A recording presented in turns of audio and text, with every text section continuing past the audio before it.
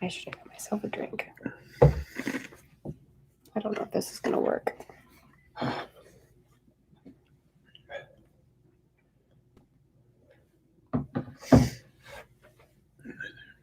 Oh, it is live. Good work. It is live.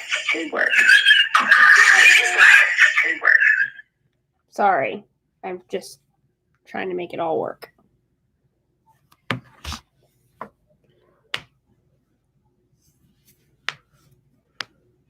Welcome to our live. Thanks for tagging along and hanging out with us tonight. Good evening, everyone.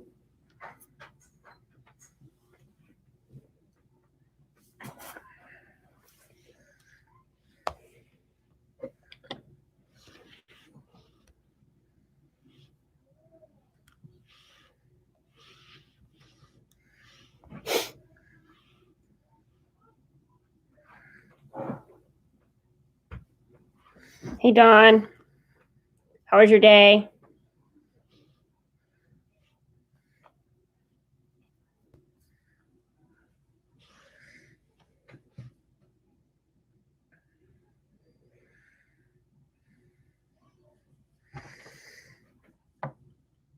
Hello, everyone.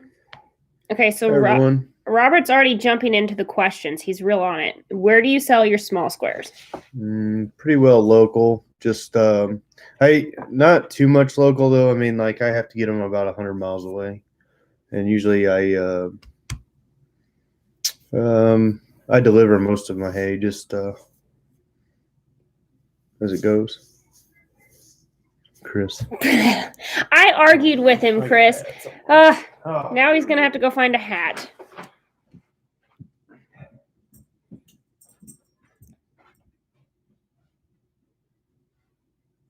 So tonight I'm going to try really hard not to just read the questions inside my head and then answer them. I will read them to you guys so you guys can hear or, well, see what we're talking about. Don't be shy. Please ask away. It might be the only time I get Jason to be in front of the camera so willingly. Okay, Andrew wants to know how many acres do you farm? Right around 350 on hay, and then we've got like about 200 pasture right now. Okay, we don't bale our pasture ground for the cows. It's strictly for grazing. Yep. It's keeps us busy. That's for sure.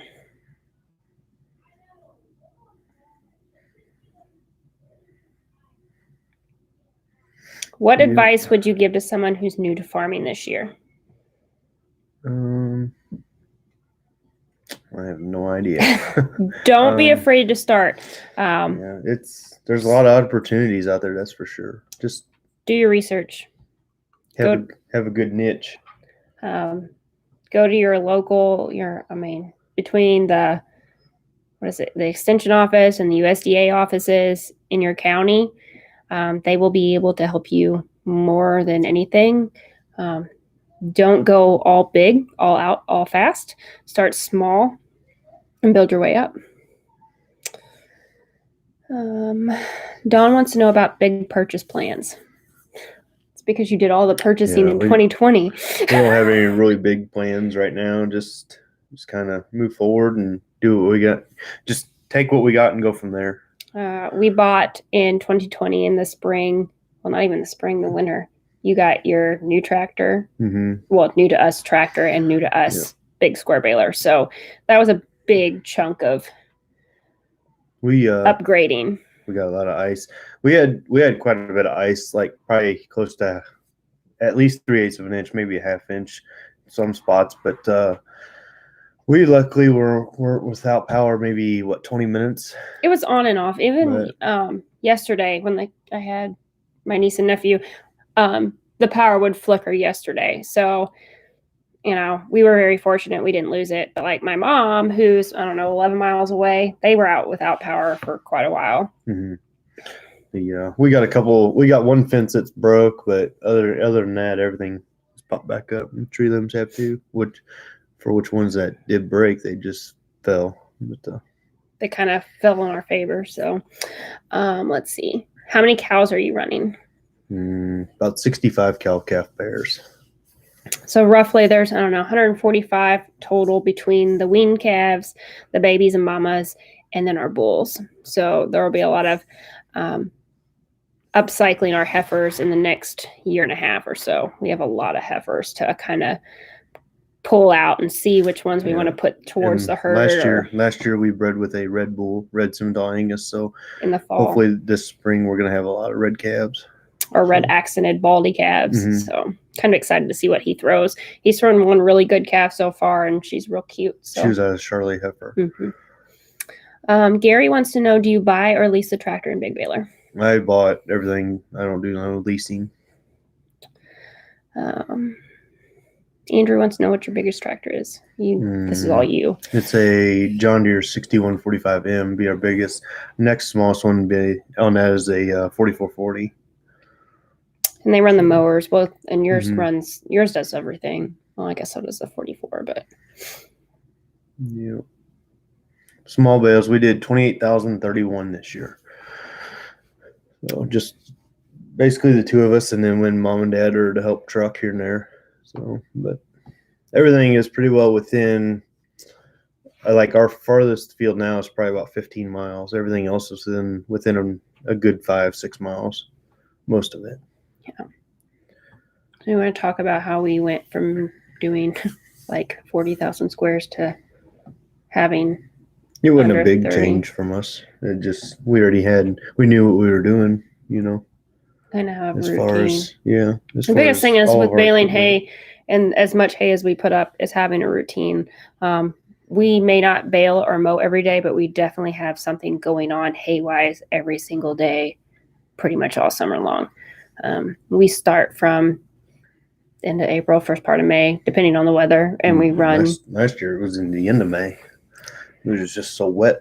But the weather makes a big, because the year before we started the week of May. Yep. And ran. Right. Yep. It's we've had a pretty mild winter here. I mean, we had this last ice storm, but it's been pretty good, really. Yeah. I mean, it really hasn't been too cold, or we haven't had a whole lot of moisture, which we need the moisture. But you talk about your hay barns. So keeping hay barns in or covered up outside. We built a barn in September, but I had quite a bit of hay sitting outside under tarp that I have moved in now. And then I had some round bales left over there sitting outside, but everything now is pretty well indoors. So we try to at least keep it under roof if we can. So we have 4 hay barns at the homestead place, and then we have the one big one, which we call the pavilion over at the farm. So each barn, you want to talk about how barn holds? Yeah, they're 40 by 64 by 19 foot tall, and each barn, if you fill them with square bales, we can get 6720 in ours with the machine, and then I think the new barn we've got like 750 big squares in it. Yeah. Right now. So in the barn we have something like that, and we still have some other places too, but those are our main barns. Yeah. So. How big of an area do you sell your hay? Also, which do you sell more of, small or big? Probably within 150 mile radius. Yeah, within a 100-mile radius, most of it goes. But this is our first year doing big squares, so it's a learning curve at the moment. It was definitely directed by a marketing aspect for us. Square wise, I mean that's your gravy. Yeah, I hate tarps as well. The problem what we have is wind around here and stuff. You end up having tarp across the neighbor's field. Yeah. All right. Robert wants to know, do you plant hay in the spring or fall? What do you plant, and how much do you like to get for your small squares? I've had better luck planting in the fall than I do the spring, especially like hay or alfalfa. You get a root system built over the winter. So like I've done it in the spring before. You only get like 1 or 2 cuts of alfalfa all year. But if you get a good root system in the fall, the last time we did it, of course, it was in bottom ground too. But we ended up getting 3 cuts off the very first year. Yeah, because we planted that in September. Mm-hmm. And but there's some things like you have to plant in the spring. So like teff is one, and it's just an annual. So it just depends on what you plant. But if I was going to plant alfalfa, I'd probably do it in the fall. Or a rule of thumb where we live here is about middle of August. Is between August and September, somewhere in there. I have done it as late as September 25th. I really didn't want to, but I did. We made it work. Gary wants to also know about your big squares. What size are they? They're 3 by 3 by 8. They're 4-string. Mm-hmm. I don't know. They're what, 800 and some pounds, 850 pounds. Yeah. Yeah, all small squares are for the horse people. Most definitely, they go to stables or. Other than that, I mean, most of it's horse people. Yeah, a good 80% is horse people. Yeah. That's why our quality has to stay consistent and as high as it does, because people want that consistency, and it's easier when the accumulator is being consistent. That it makes it easier to put in the barn, and then when you handle it from the trailer to the barn, from barn back to trailer, it stays nicer. So a lot of it is having good consistency, and that's why you have the bale ski things in there. And we guarantee our hay too. So if like somebody does get some bad hay or something that they don't like, or we try to make our clients as happy as we can. So kind of have that return policy. If you bring us back the bad bale, then we will exchange it for a good bale. Let's see. Yeah, they're around 800 pounds. Yeah. The straw bales are right around 500 pounds if they're 3 by 3 by 8s. Yeah.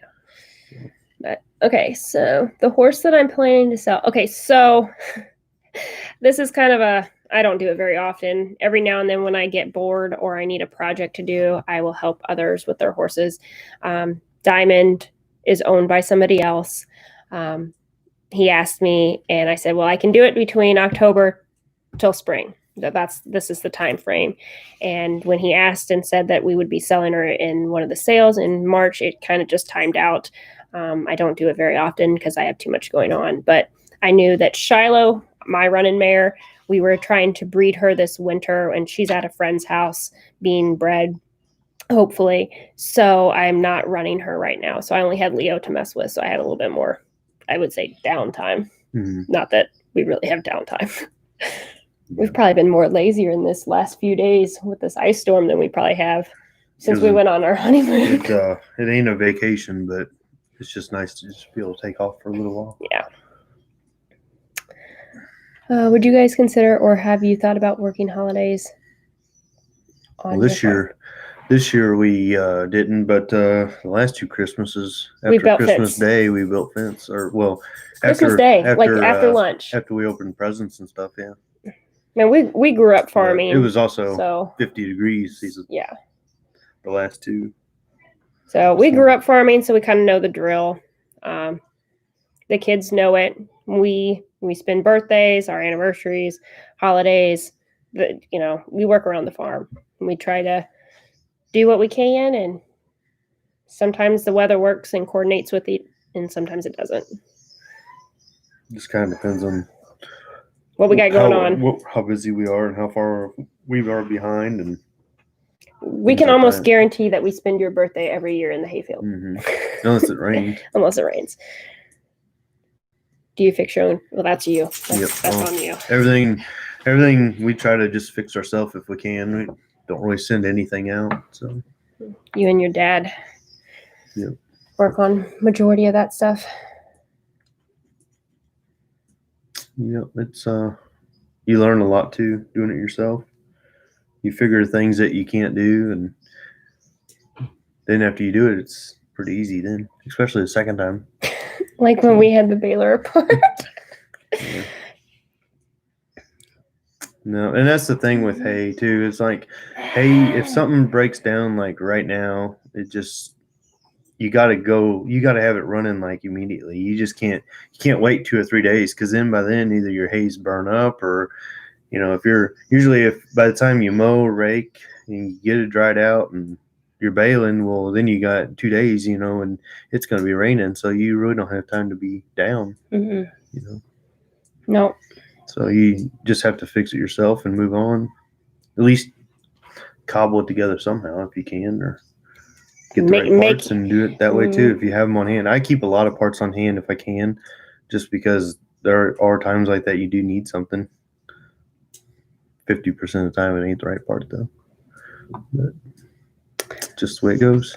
Okay, so that's maybe a possibility down the line. The whole part of the reason we started the YouTube channel is because I want to advocate to others and show people what it's like to be on a farm. You see all the bits and pieces of it. It's not just the sunshine and rainbows on my end of it. I want to show you and teach you, and that's kind of, if we can teach others along the way, that'd be great. But right now, I don't think we would bring anybody on just because we're still trying to figure it out ourselves. And that's one reason why we're doing our YouTube too, is show people what we're doing to give them ideas on their farm. And what may work for us may not work for you, but it's at least an option. I mean, that's how we've learned, is watching. Mm-hmm. We watch a lot of YouTube too to learn and how to do things. What was your child farm like and how? Okay, so David wants to know about my childhood farm life and how far was that from where you are now? Okay, so my parents and grandparents and great-grandparents row cropped and had beef cattle. And then my grandparents, my dad, mom had also feeder hogs until the market went out and they got out of them. It's 25 minutes or so from here. Small story short, Jason and I ran around the same group probably for 10 years before we actually got together. Mm-hmm. We it was destined from the beginning. Well, and you came from hogs and farming, and right. So yep. No, it's all there. No. Definitely learning hands-on is better. I don't do very well with just being told what to do. I'd like to be showed.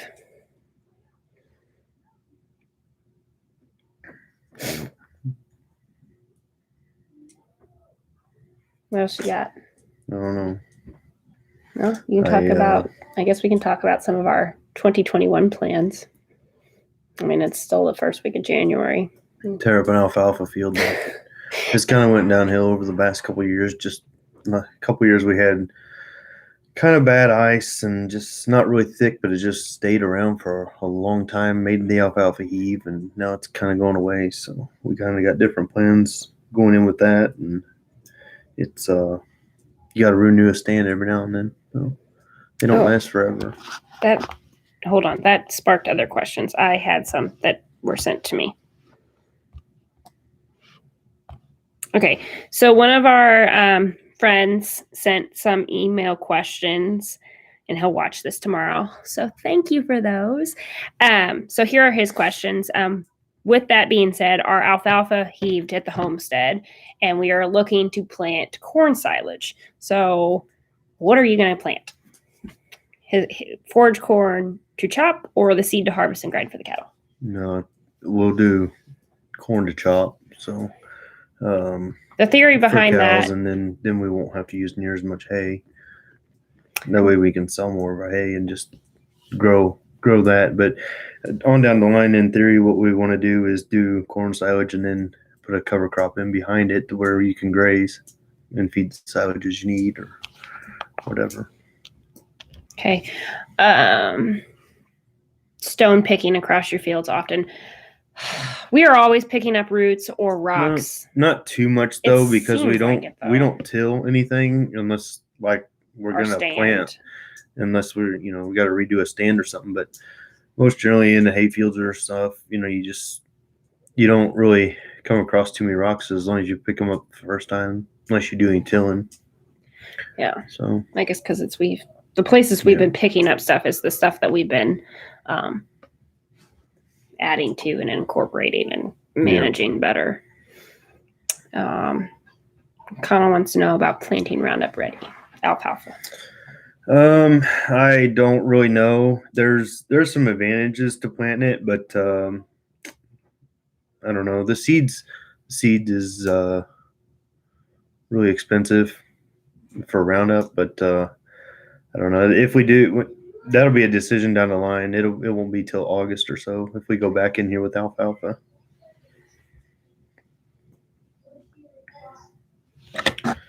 So no, your bulls has nice. So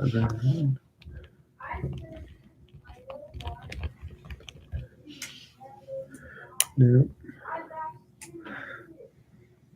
no, it's Wieczorek is our last name. We don't replant alfalfa too often. I know our stands are we've had stands for 7 years. I had one the first time, it went for 9, but most of it all goes about 6 or 7 and it's out. Do you want to come say hi? We're on YouTube. As the it just kind of depends on, what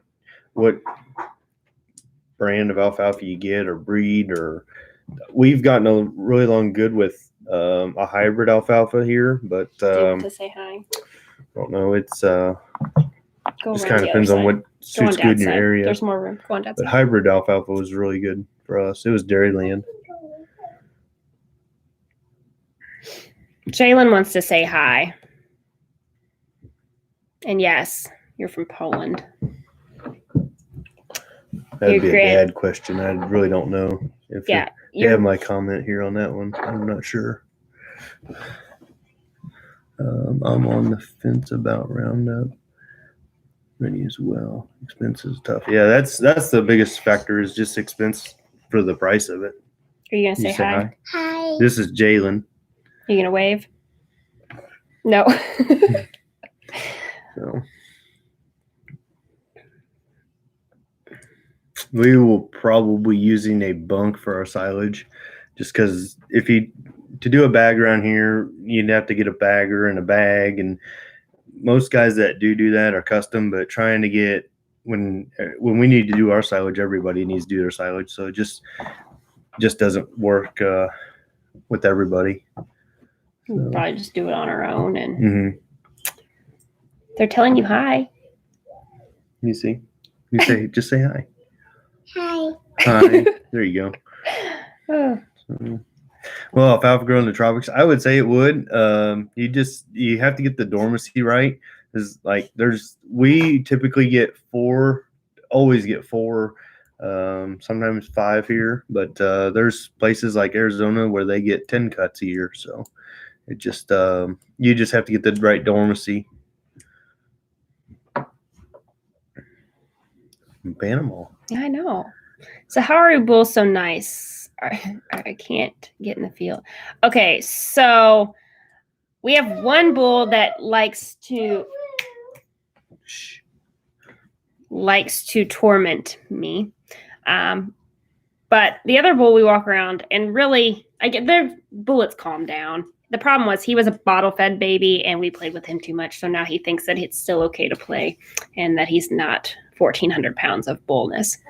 The other bull we got mature and he just moseys on. And as long as you don't mess with his women, he doesn't really mess with you. Our Red Bull is, I He's can't really touch him, but like today I got within 3 feet of him and he's pretty laid back. So he's, that's the way I like him. Scroll back up here for a second. I don't know Find the guy from Poland. Yes, that question. There he is. Ricky Bobby. Okay, so go back down. Okay. So then Ricky, my dad said there that my grandpa lived in Poland till he was 2 years old, and he came here in 1922. So was Granny from Poland too? I guess so. Yeah. We need to get up on our family history, obviously. Hi, Jackie. Jackie, come. Yep. Hey, Jackie. Yep, Jackie's there. Hey, Steve. Lawson Farms. Thanks for tagging along. eating is important. We had to come home early and make sure everybody was taken care of because had to get all the mamas out there taken care of first, though, before we could eat. They always get their supper before we do. Livestock always comes first. No, so Granny was born here. Oh, okay. So okay, just Grandpa. Okay, I wasn't sure. Yeah. Because she had Poland name too, didn't she? Mm-hmm. I can't say it. I have enough trouble going from my maiden name of Brooks to Wieczorek. Yeah. Have you always had solid black cows? We have a mix. Yeah, it's kind of a mix. We have a lot of black cows now, but like I said, it just we're moving more probably towards red if we have a Red Bull now. So we have a mix. We kind of just are. When we got into cows, we hit the market just right, and we were kind of just soaking it up, and we were on a buying frenzy because it was low, and we had it, and very fortunately that we did, because now we can't. Buying cows is a little bit harder to buy now, even though it's only 2 years difference. Mm-hmm. We bought a lot of different age group cows, a lot of different. I don't know. They have different backgrounds. I can't tell you that they're all just Black Angus out there because they're not. We do have 7 registered ones that are in a certain program with Missouri. It's a Missouri Select, Show Me Select heifer replacement, and they're kind of the top notch. But then we have some just good old cows that are great mamas. Mm-hmm. And yes, we have 2 Holsteins because my father-in-law thought it would be funny to stress me out. And I said, I would love to have bottle calves. I miss them. So we started with 2. And then all of a sudden those 2 became like 8. And I got really coordinated to feed all them babies at once. Needless to say, we still have a couple of them, Chips out there. So we have 2 Holsteins and then Chips out there. So we still have 3 of the bottle calves. I'm missing questions because I'm talking. We had some more than that, didn't we? Yeah, we got rid of them. And then that's Hay Bale. One of them Holsteins is Hay Bale and Milky Way. Yeah, Jalen named them. Okay, so hold on. I got to catch up because I was talking, just listening. How often do you rotate your bulls? So I think we're kind of deciding the bull that we started out with, which he was a bottle calf, and we really didn't know that we were going to get into all this when he was a bottle calf. So he was just for the freezer at the time. We're thinking like after this next breed cycle, when we're done with it, that bull will be going. We'll be keeping the red one for probably another year and a half. At least that much, because we've only had him a year now. So it's about bringing in new genetics, and we don't want to overload with the same bull because then you can't crossbreed back and forth. Not to mention we have 3 baby bulls coming up.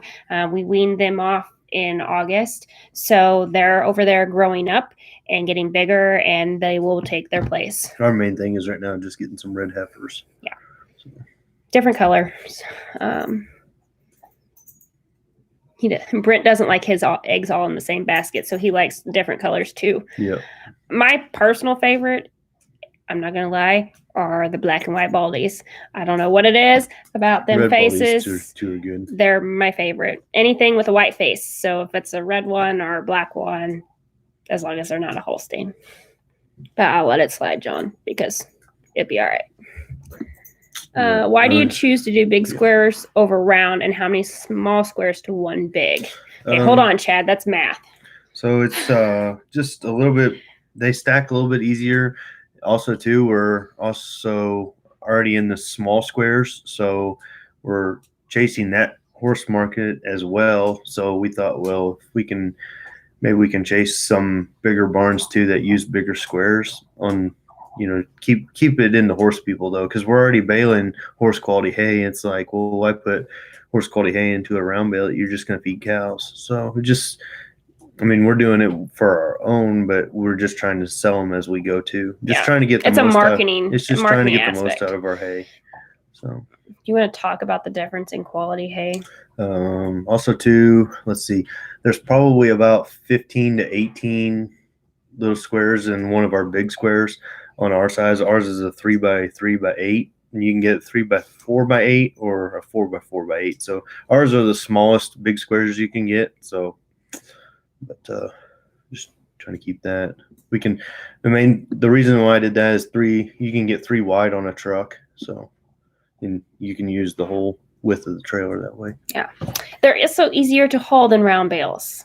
Yeah, they don't roll and fall off And when he has to have his wife haul things, it gets a little bit they stressful. stack a lot easier though than round bales. You can get more hay in one spot too. And I'll be honest, feeding round bales in the wintertime can be a bit stressful. Have you ever tried to take off frozen net wrap? Yeah, or when it's ice covered. That's Well, yeah, not that very good too. too. Popping you in the face. And strings are a little bit easier to mess with. The way we feed the big squares, it does require both of us, but we go both together majority of the time anyway. And even if I'm not there, Keaton can go, or if Jason's gone, I can snag one of his parents or Keaton. So, I mean, it doesn't really hurt us to take 2 people over there. We both enjoy it. So I'm over there anyway. Might as well be working. Mm-hmm. How many bales can you get? And that's the thing too. I mean, we still have some round bales just in case somebody would have to go by themselves, or you just. Or if one of us is gone. We still have some here and there, but let's see how many you can get on our little square bales. We can get 67, 20 in each of our barns back there. They're 40 by 64 by 19, and we have 4 of them. And then our big hay shed right now is 50 by 75 by 20, and we can get 750 big squares in them. They're 6 high. So let's see. Would you ever chop hay to go with the corn silage, and do you have a chopper now? No, I don't have a chopper right now, but that's a work in progress. That's our plan, is to have both heads. That way we can go either way. So do you keep away from varieties with horns? Yes, we don't want anything with horns. One, it's a safety issue for when, like, if the kids are out there or ourselves, we don't want somebody accidentally getting hurt. Not to mention they're harder on gates and trailers and just overall. Not only that, but in also if you're feeding in the bunk, or like every now and then we'll just give buckets of grain here and there. But if you get a cow that's up in the up in the bunk with other ones, she's poking them, and it just leaves scars on other cows, and just ain't the best for them. So they tend to get their heads stuck in more things. Yeah. Although your mother thinks that we need some roping steers. Well, I like the black ones too, so they're just as good. Yeah, I used to rope them. Yeah. Yeah. See what other comments I had racked up here. Keep them coming. We have Frisian cows. No Frisian cows. Sure. There's Frisian horses about 200 miles away from us, but we have Highland cows that are next door. Although I haven't ever seen them. Have you went back there and seen them? There's only about 10 of them. I don't know. Let's see. Another question was about your clover and your ryegrass, if you are pre-annual or annual, and then your native grasses for your hay and pasture. On our pasture, that'd be all pasture question. On our pasture, we have it's a 5-way mix. There's 2 kinds of rye. There was an annual and a pre-annual on the ryegrass, and then there was Timothy clover and endophyte free fescue. This is the other one. And so we did that 5-way mix. So like where our pasture is, where we take all our video, that was thorn trees, I guess in 2018, 17, 18, and before. So we went through and cleared it all out, and then we tilled it up thinking that we were going to do hay ground there. So that's what we planted for. And then plans kind of changed, and we bailed it in 18, and then we put cows on it in 19. And then it cleaned it up pretty good. So, yeah. So that's that. And then I really didn't plant any native grass in it. I do have a field that we do bale hay on that is native. So we like. So I try to end up like that type of hay where it's not very good quality and it's real stalky. We try to grind it in the vertical mixer, but for our ration. then our better hay we just flake off and give it just as hay.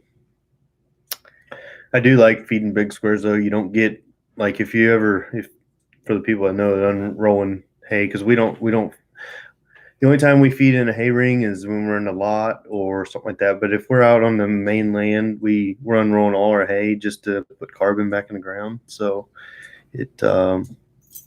but if you've ever unrolled hay out there, like especially like second cutting fluffy round bales, you'll have like 2 foot, and then you'll get to where it'll all just be in one spot. I don't like doing that. I like to have it evenly over the field. That way, you get even manure. They just don't stand all in one spot. Your cattle are moving around. So and that's part of the rotational grazing that we implement.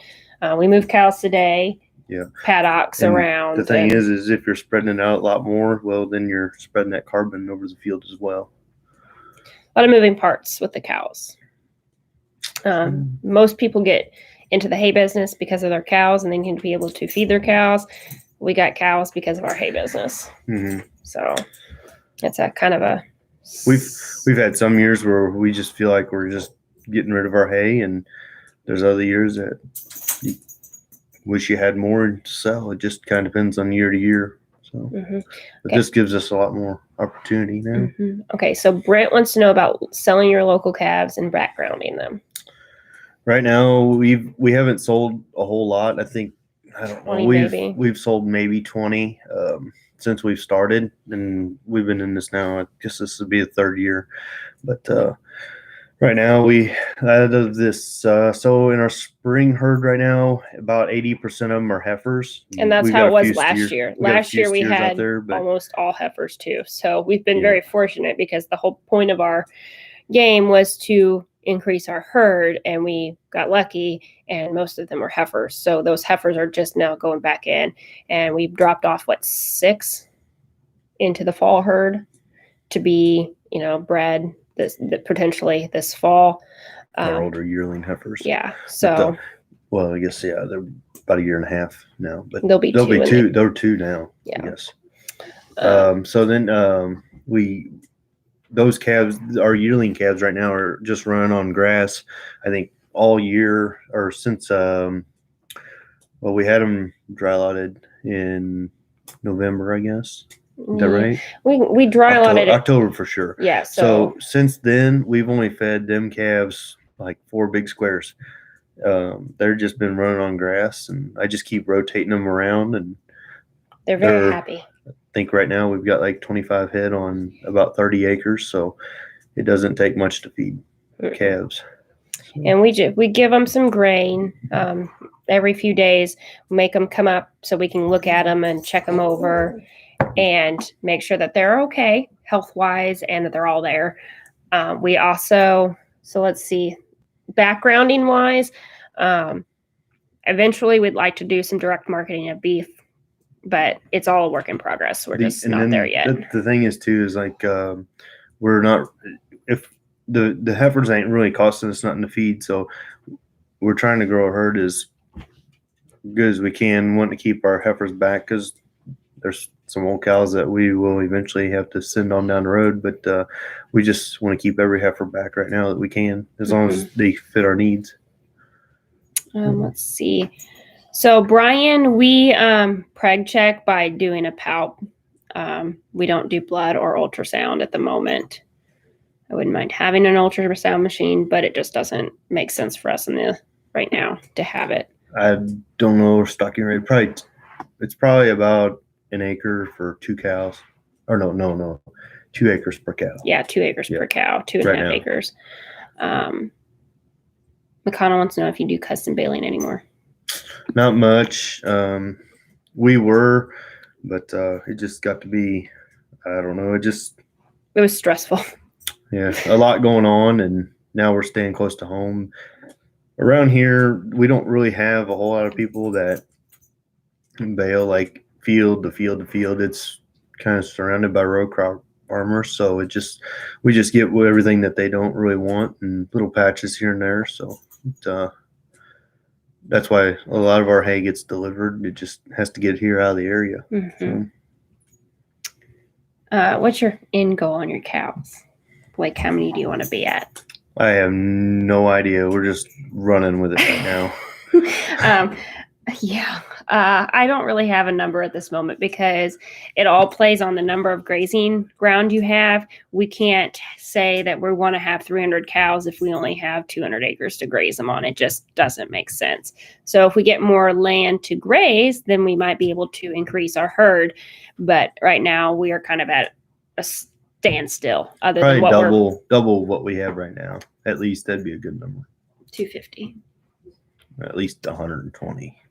Well, that's what we have now. Ain't that the girl from, she went to Greg Judy's? She went to Greg's. Yep. So let's see. Grazing, standing corn for winter feeding.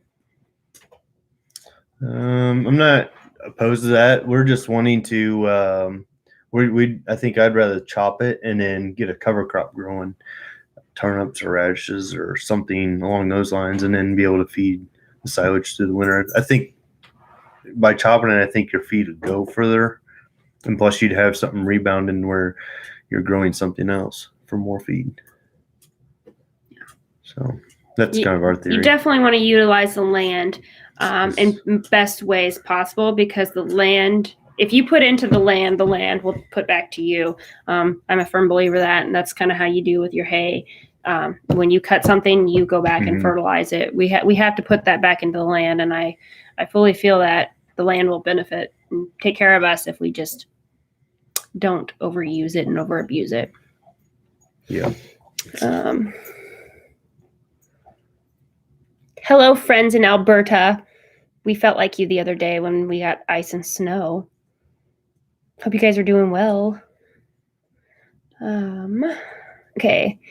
Hi, Philip. Glad you guys could make it. Yep. Hi, Philip. How many acres do you use for the cattle, and how many acres are for the hay? About 350 on hay and 200 on the cattle as of right now. And just depending on what happens, we may integrate some more of that hay ground to be pasture, or at least get one cut of hay off of it and then pasture it or something like that. Yeah. Kind of just have to see how it's going depending on rain and weather conditions for hay too. Yeah.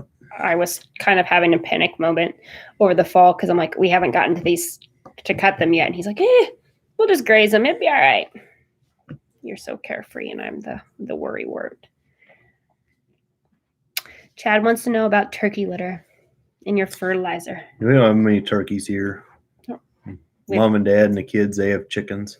So they'll probably have litter on the pastures. I don't really know too much on the hay fields. They had some out here, but they had some of the chickens rotating out on the alfalfa field out here. Yeah. Trial and error, trying to figure it out. Most of everything that we fertilize with would be like a dry basis, and then through the summer we try to use a foliar feed after each cut if we can. On your alfalfa. Mm-hmm. Oh. Did I miss any? I don't know. Here, there's a good one. How many rolls of twine do you go through in a season? A lot. We used to go through a whole pallet, and there's 75 bundles on a pallet of small square Baylor twine. But this year we got a pallet probably about a third of the way into the season, and we used maybe half or so. Yeah, like your Baylor eats a lot more twine than mine does. Chickens definitely keep the bugs down. Yes, especially the ticks. Yeah, we didn't have anything this year. I didn't really notice any mosquitoes really down there either.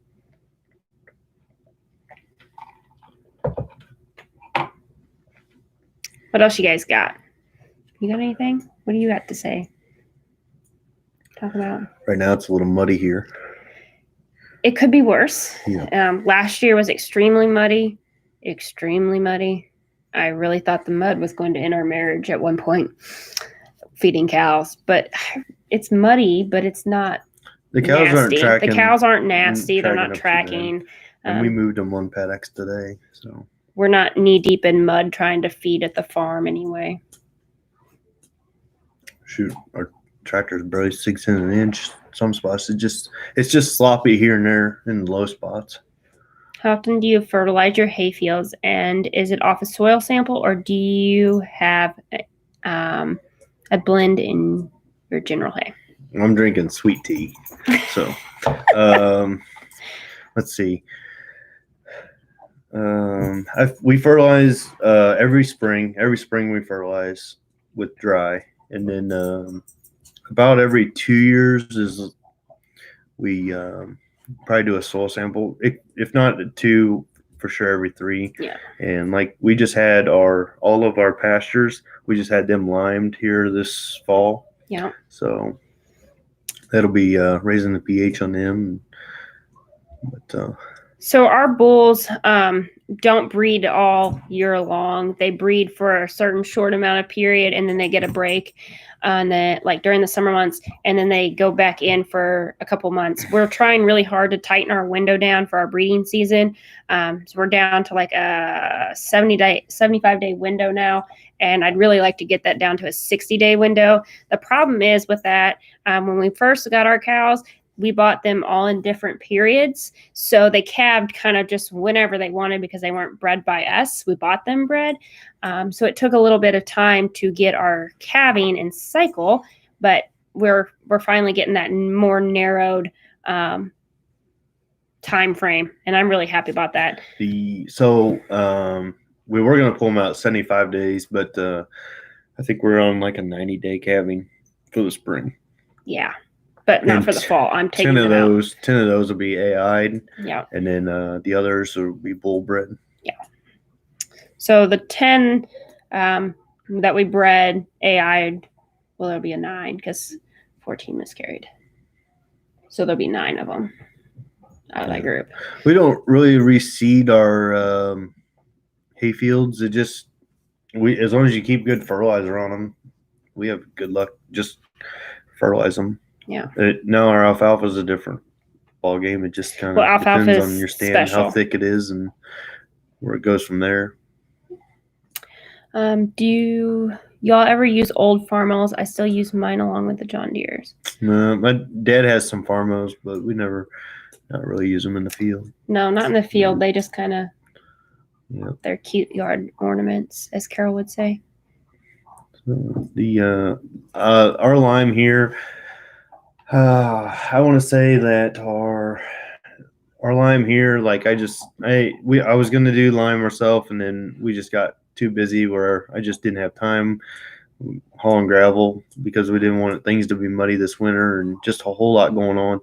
I ended up just having our local co-op do it, and they hauled it in and spread it for, I think it was around $25 a ton. Usually lime is about the cheapest thing you can do, and it'll help you the most. If you don't keep your lime up, and it doesn't really matter how much NP and K you put on, if your lime isn't there to counter with your NPK, then your other stuff, it doesn't really matter on your NP and K how much you put on. You got to have your lime up there.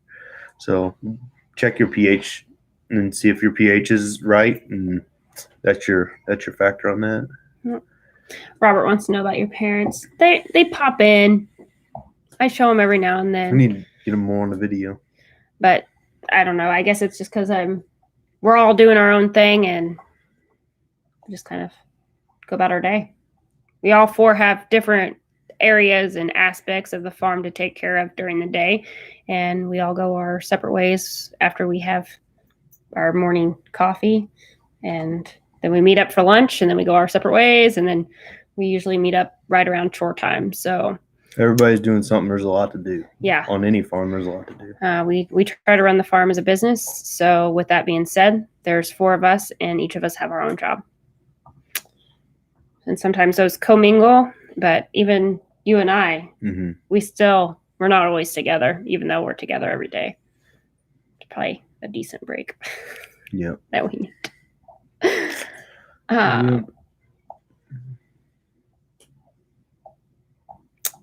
regarding the AI and the bull bred stuff, it's more a personal preference. When we AI'd, we were bringing in other pedigrees and lineage and genetics and just trying to open that door. Will we always AI those same cows? I'm not sure, but it also opens that door to bringing in better stock and crossbreeding it with what we have. Yeah. You want to talk about? And we'll know too, because we AI'd them on a certain date, and then if they don't calve by that certain date, we end up throwing our bull in. We read that our Red Bull, he went in right behind them, so he should have done later. I think so. Yeah. So then if they're a month late, then they'll be bred by him. They'll be he's a registered bull, so it all comes down to the purebred game. Mm-hmm. That's okay, Ricky. We like questions, or we wouldn't be here.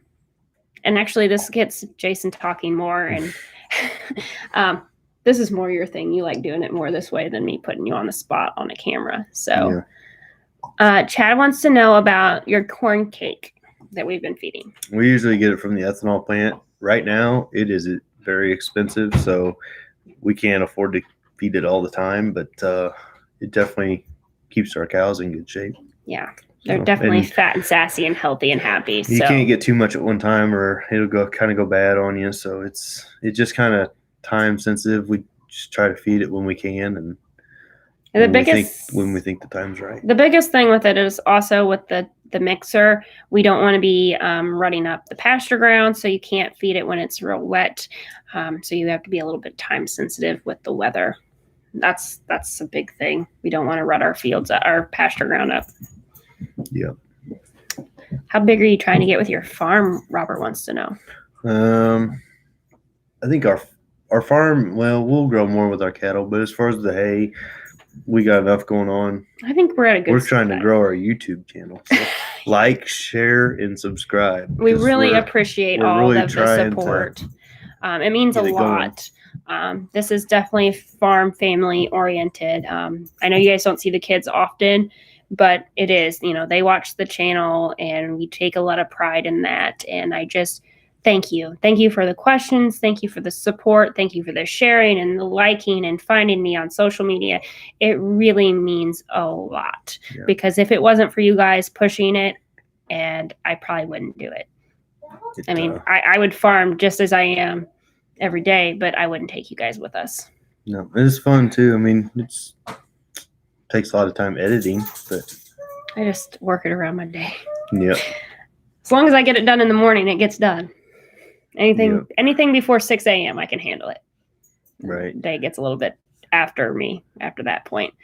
Let's see. How heavy do you seed your alfalfa pound per acre?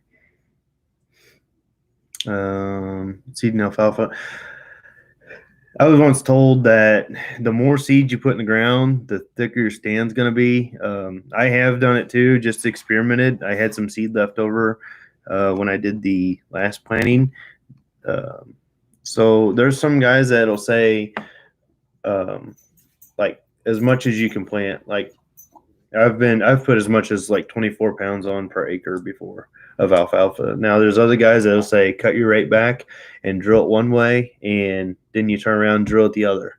And I've actually done that. I've got some test strips over there on my field where when you go through it, as long as you got a good stand that comes up, it looks like little squares on the ground. Mm-hmm. So because you drilled one way and then you drilled another, so there's just a whole bunch of little squares.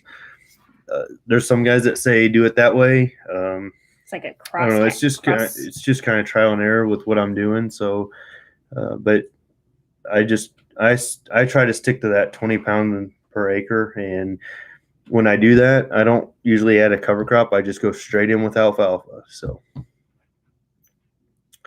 yeah. How many times a year can you harvest bales from the same land?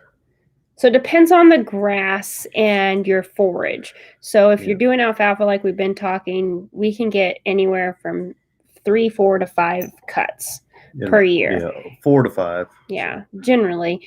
And then grass is we only usually do 2 on some grass. some this year. We only did one just because we Got got started so late. far behind. And we just never could get back around to it. So in return on that, we figured out which farms we wanted to cut first, and then there's certain fields too we did cut once, and then we're grazing the cows back on it. So typical fields that we do cut. So all depends. Other parts of the country, like Arizona, they can get 10 cuttings, and sometimes I'm like, oh, let's go to Arizona, and I'm like, because you and I get burnt out. It just kind of depends on what climate you're in. So yeah. We have our fall dormancy here is I think 4. So. I think so. Four. Yeah, that's what we did on my project anyway for school. Andrew, no to longhorns. Unfortunately, cows with horns are not welcome. More of a safety reason per se. They can hurt other cows. They tear up the trailers. They can get their heads stuck in more things than you can even believe. Yep. So,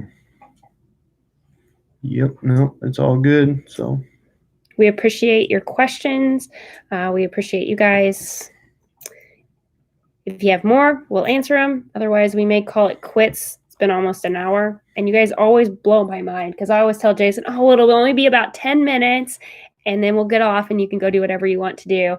And then it always turns out to be more like an hour. So I really appreciate it. Yep. Thanks for doing it with me. Yep, you're welcome. They all come for you anyway. They want the hey questions answered. Yep. Things I don't know. Come on, Jackie. If you're still in there, come on. I know you got some questions. What's your average bale per acre? For little squares, I'm not really fixed on how many large squares we get yet. Just kind of new to the whole thing. But for small squares, we shoot between 80 to 100 bales the acre if we can on grass ground. On alfalfa ground, you won't get that much. Because you're cutting it so often. Yeah, probably about 30 to 40 bales the acre would be a good one. Maybe a little bit more. I don't know how many. Yeah. Yeah, we've had some on alfalfa. It just depends on how thick you let your stands go. I guess on some of them we've had about 60 the acre before, but you have to really let your stands go. And I try not to. And we can't. I try not to let my stands go that long. I try to cut mine about every 21 days.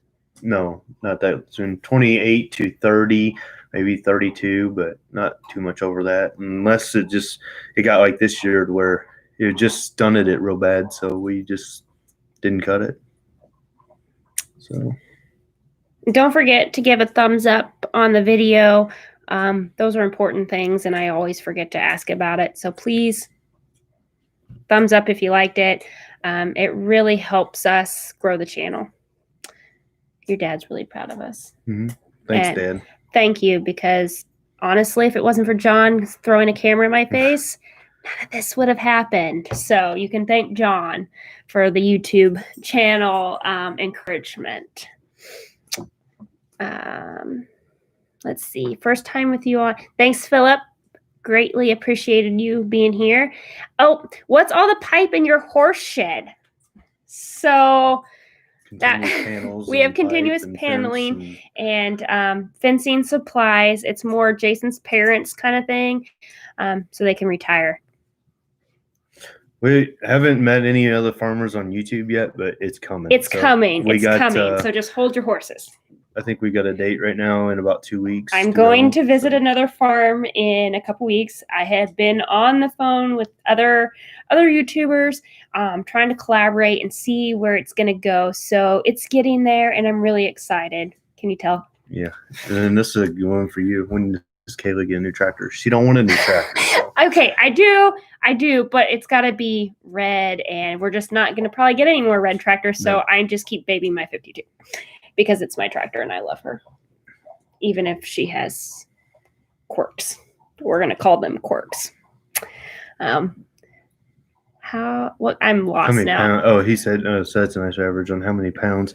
Our bales roughly are about 55 pounds on small squares. Yeah. So in the accumulator, Jason will make me get out and I'll go flip them out of the accumulator. And that's kind of my rule of thumb. If I can flip them out of the accumulator and throw them back in, they're okay. Because I don't want to be lugging them around if I have to stack them at somebody else's loft. Well done for the push you gave. Respect where it's due.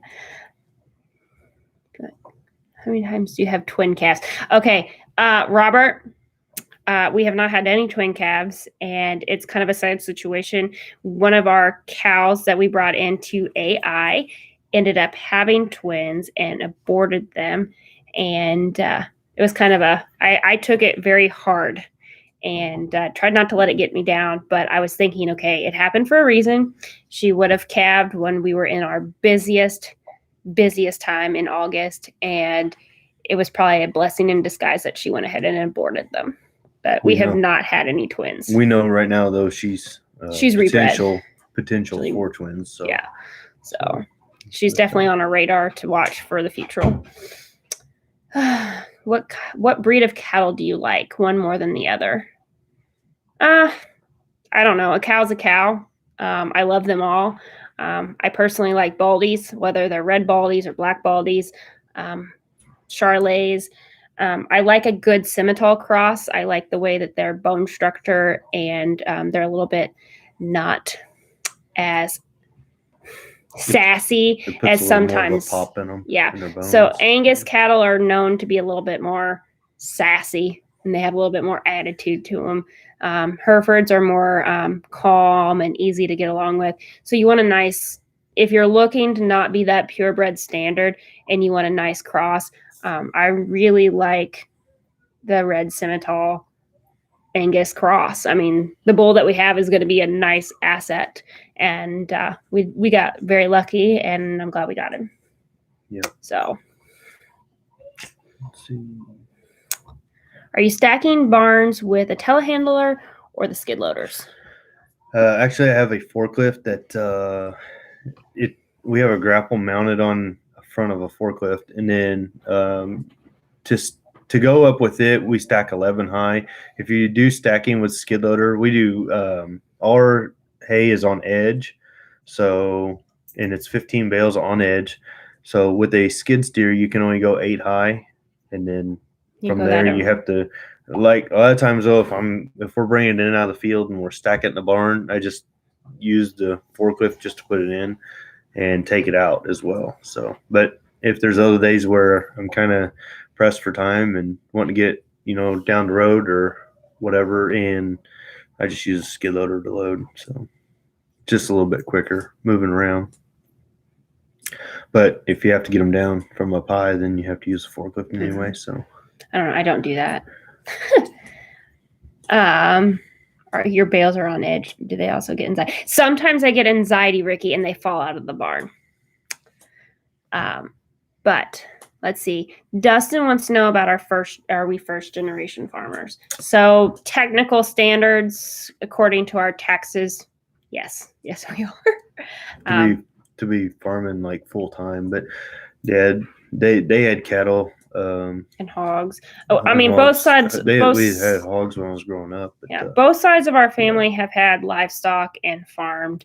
But what we're doing started out as your FFA project. Mm-hmm. So, and we've just built on that. Yeah. What we are now was not what we were 4 years ago. Mm-hmm. I mean, what you guys see now is really what's happened in the last 3.5 years. You learn over every year, so you definitely just kind of depends. He found his niche, and he's very good at it. I don't know about that. I just do it. Well, you're good at it. I think you're good at it. You don't get to quit. You're stuck with it. We use a tie grabber too, a Kuhn's tie grabber, so that way none of our bales really fall. That's the worst thing you want to see and it's happened, but you come back from the field and you got a stack on the ground. It's not something you want to see. And it's always the hottest day out of the whole year when you're out there restacking. We used to run New Holland bale wagons and used to be in and out of the field and back and forth up and down the road. And now it's like you can take 2 trucks to the field and pull 1,000 bale out of the field before you have to leave, really. Well, that's where your parents come in because I'm still bailing a lot of times. So he'll snag one of his parents to run the other semi, so he can keep hauling and keep moving and stacking, and the tractor never slows down. Because if the tractor stops, then your whole day gets. Well, that's it too. And then I mean, like for us, we like to get to 800 to 1,000 every day if we can. And if you're out there bailing all day and then you gotta go and pick them up, well, while she's bailing, I can have them already picked up most of the time. Yeah. So like a spray coop. Yeah, I mean, for as much spraying as we do, I don't need nothing elaborate or anything. So spray coop really does me just fine. So. I need to get better at driving it. It kind of intimidates me. Yeah, we don't really have a dealer around here for it. Or the closest dealer for us is kind of it's probably 2.5 hours away. Yeah, I think so. But haven't had too many issues with it really.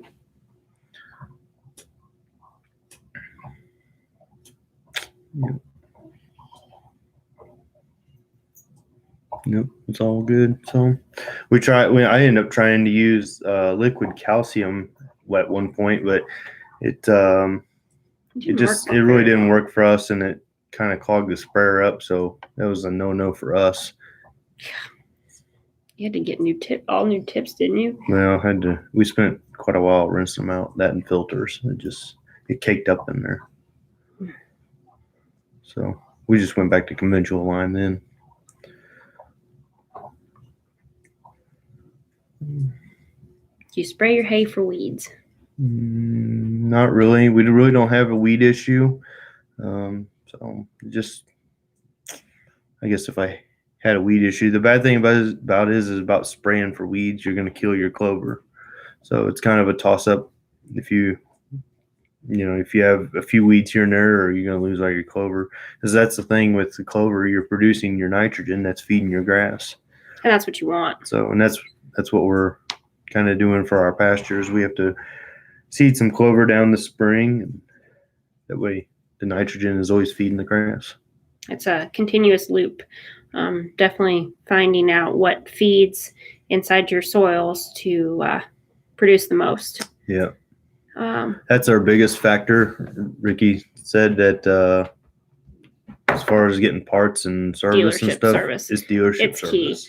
It's key. Honestly, I'm probably going to have to break down and drive a green tractor eventually, more than what I do already. But I just keep holding out. Yeah, we get foxtail bad here as well. Not too bad of milkweed, but our foxtail doesn't really get too bad until you get to second cut. If we get some fields that have second cut, either we just already know that's our cow hay, and we just go in and big square it and we'll feed it ourselves. Yeah, we don't. If we have foxtail, it doesn't go into any of our horse hay or small squares because we can't sell it. I've actually went back to the stables before and got foxtail hay, just because we want to please our customers. Just a minute, we're almost done. Okay. Yeah, it's not good. Well, we will wrap up. Thank you guys again for being here, being supportive, liking, giving thumbs up, asking the questions. If you guys like this kind of thing, we may try to do it maybe once a month or so. We won't overkill you. But if Kayla gets me a camera more often, I'll video more. You guys heard that. You heard that. So now I will work on getting you your own setup. So we'll see what happens in 2021. I'm really excited about some things that are in the works that I can't share with you all at the moment, but I'm definitely excited about what the year is going to bring. You guys have a good evening, good day, depending on where you're at, and we will see you in the next video. Thanks, guys. Thanks, guys. Appreciate it.